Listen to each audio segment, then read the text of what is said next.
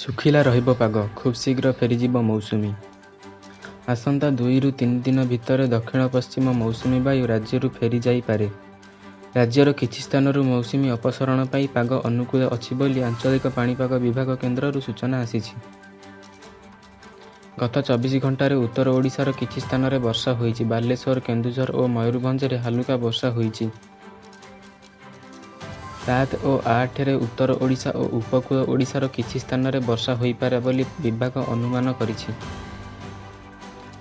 ଆସନ୍ତା 24 ଘଣ୍ଟା ମଧ୍ୟରେ କୋରାପୁଟ, ରାୟଗଡ଼ା, କନ୍ଧମାଳ, ଗଜପତି, ଗଞ୍ଜାମ, ନୟାଗଡ଼, ଖୋର୍ଦ୍ଧା, ପୁରୀ, ଜଗତସିଂହପୁର, କେନ୍ଦ୍ରାପଡ଼ା, ଭଦ୍ରକ, ବାଲେଶ୍ୱର, ଯାଜପୁର, ମୟୂରଭଞ୍ଜ, କେନ୍ଦୁଝର, ଢେଙ୍କାନାଳ, ଦେବଗଡ଼, ସୁନ୍ଦରଗଡ଼ ଜିଲ୍ଲାରେ କାଁ ଭାଁ ବର୍ଷାର ସମ୍ଭାବନା ରହିଛି।